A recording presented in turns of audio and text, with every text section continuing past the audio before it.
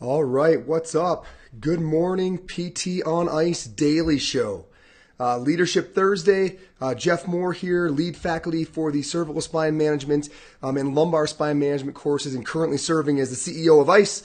I'm happy to be here with you this morning. First of all, thanks everybody. Thanks to UNMC, to Megan Frazzi for an incredible course last weekend. We had 70 plus clinicians in Omaha and streaming between Omaha and Kearney. And great job, Jamie Everett and Nick Hald, crushing it over in Kearney and being able to have a class in two spots. For those of you who weren't involved or didn't see the social media, really cool setup they have where we've got a big camera on us, and then every group in Kearney has their own flat screen TV. So it's like we're standing right there. So they're able to run these courses in both locations. So really cool and huge thanks. Always enjoy teaching in Omaha with that crew. So thanks for that, and looking forward to going down to Oklahoma City.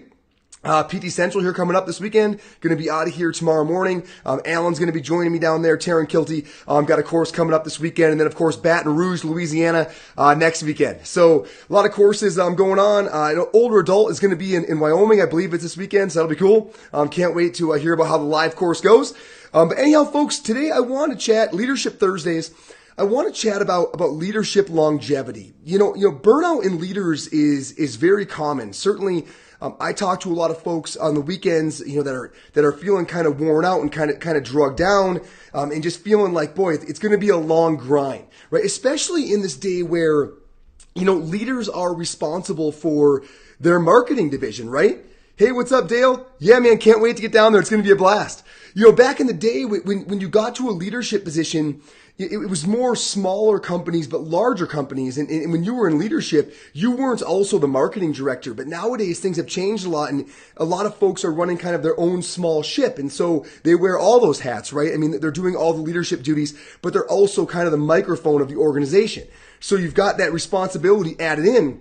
And I think that in using that microphone, there's a really important, it's subtle, it's a nuance, but I think it's a really important difference that predicts the amount of longevity that a leader can have. And maybe more importantly, at least in retrospect, I know it never seems that way at the time, but just the profound level of satisfaction that they can look back and feel really good about how things went, which matters more every year, right? Like at the beginning, it's kind of all about getting it going and making a go at it and getting some income. But then as the years go on, it becomes a lot more about, but is what we're doing, does it really matter? Am I really proud of it? Like, can we look back and say that we didn't compromise and we stuck to being ourselves and it was authentic? And every year that the business grows, I think that influence becomes more important and certainly more recognized. So this subtle difference kind of speaks to all of this, to longevity, to satisfaction, etc. So I think that what most people do is try to figure out what their audience will bite on. Right. And so you think about these small companies who are trying to grow and kind of edge out there or carve out their niche in the greater space. And what you see folks doing is trying to predict, right? Well, what is my audience going to click on? Right? What is going to engage them? And this is largely driven by the overall feedback of the importance of SEO terms and the importance of running metrics and seeing how your open rate was and how your engagement rate was. So what that feeds, though, is the primary driver becomes an effort to predict the response of another, right? And that's a real issue, because how often are you really reflecting on a month later, whether a post you put out or a video put out really generated the kind of questions and kind of thought that you were hoping to stimulate, right? I don't think that happens very often. I think what we're looking for is how well did that post do? But what you're not thinking about was, did that post generate the kind of questions that I was really hoping to get folks thinking about? Like when I think about kind of what my purpose, mission, and values are, did that post create a movement forward in that space?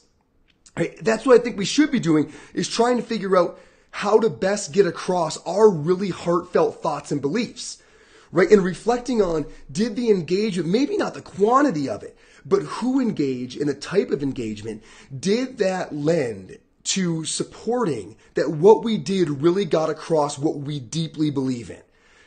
I don't think this happens very often. And I think this what appears to be a subtle nuance, right? What's driving your marketing being the engagement from the audience, or what is driving your marketing / outreach being you really working hard to articulate what your deepest message that you truly believe the field, the profession, the business, the landscape would be better off if you got across.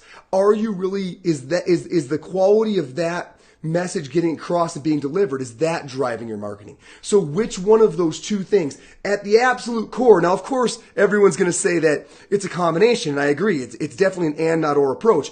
We need engagement, but when you drill all the way down, you should be able to say at the heart of this thing, what is really driving the decisions, right? Is it how I expect other people to respond, right? Is it volume of response, or is it us articulating what matters most to us as individuals and us as an organization? Now, I don't doubt that the first order of business, right, the utilizing audience response as the primary driver, is going to get you more strikes, more conversions, and more growth gains in the short term, right? But there are penalties to this. And this is where I think that some reflection is due, in that longevity becomes a factor. The penalty of an insincere following, which is what you wind up generating, right, when you're not articulating your most heartfelt beliefs, are real, because every word of inauthenticity, right, is a drop in the bucket of burnout. If you really think about this, right, like every word of inauthenticity is a drop in the bucket of burnout. Every time you step away from your true message and you start saying things with a distinct effort to get a response from another, right, an inauthentic message, you are now working instead of really sharing your passion. And that is a slippery slope.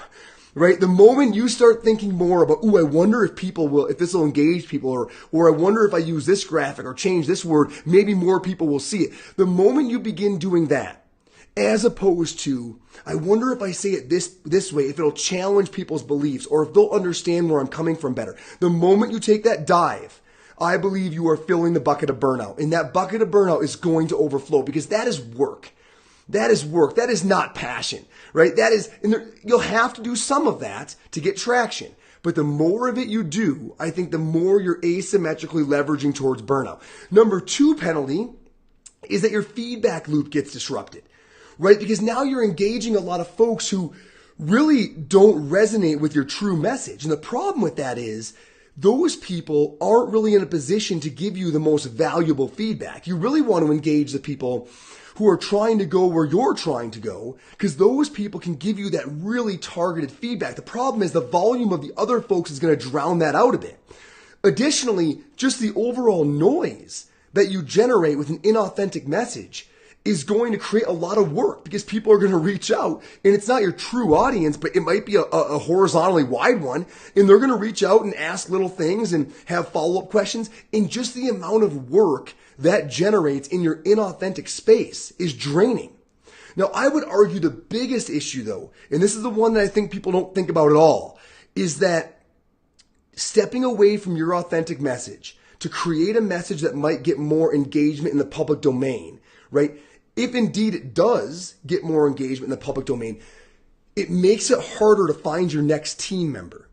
So when you think about true longevity of leadership, the hallmark of that, at the core, is building an incredible team. Because it's an incredible team that not only allows you to pass along and share some of the duties and some of the labor involved in moving the ship forward, but it's the quality of the team and the sharing of ideas and the collective push and the iron sharpens iron. It's all of those things, right, that create a truly self-sustaining and self-motivating organization that doesn't fatigue. But when you create a lot of noise and engagement from people who don't share your authentic message, it gets harder to find those people that it deeply resonates with. And those are the people that you want to bring on board next. So when you're putting out articles that have a bunch of clickbait and that really don't say what you truly believe in, but get a lot of people to respond, they will respond, right? But it's not the people that you want to then grow into the next leader of your organization. It gets harder to tease those people out because there's so much noise that you've generated. So while that noise is celebrated, while it seems like things are growing, you really have to ask yourself, are they growing in a way that is sustainable for myself as a leader, for the organization in general, or are we just creating noise, right, in an attempt to increase the overall volume of traffic? Right? What are you looking at? And after a post, a month later, are you looking at the amount of clicks? Or are you looking at the quality of the conversation, right? That what your organization said was understood and changed the narrative. Are you looking at what you actually did from a meaningful standpoint? Or are you simply looking at how many people glanced at what you wrote? It's subtle. It's subtle, but I guess I'm asking you this week, as you're putting out content and as you're engaging and as you're developing your marketing materials and your shareables, think about what's driving it. Like as you're proofing it, are you asking yourself how many people will click on this? Or are you asking yourself, when people click on this, what's going to happen? Is it going to be meaningful? Is it going to reflect our values? I think the first one's going to give you more noise and more short-term gains. I think the second one is going to actually deliver value to the individuals you're engaging with, allow you to get high quality feedback from folks who believe in your mission, and help you find the next team member that's going to catapult your organization in the direction you always hoped it would go. It's subtle, but think about it. Hit me up. I hate seeing leaders burning out because they're working instead of passion driven. In this little bit of a nuance in what you're trying to target and how you're developing materials matters a ton. Think about it. Hit me up. Folks who are going to be in OKC, we'll see you on Saturday. Got Alan and Taryn coming down with me. Folks for Louisiana, we'll see you next week. I believe Sarah or Alan's going to have the mic next Thursday. As for me, it is cold in Colorado. Hence the sweatshirt. I'm freezing in here. It's like -5 out. Everybody have an awesome Thursday. We'll catch up soon.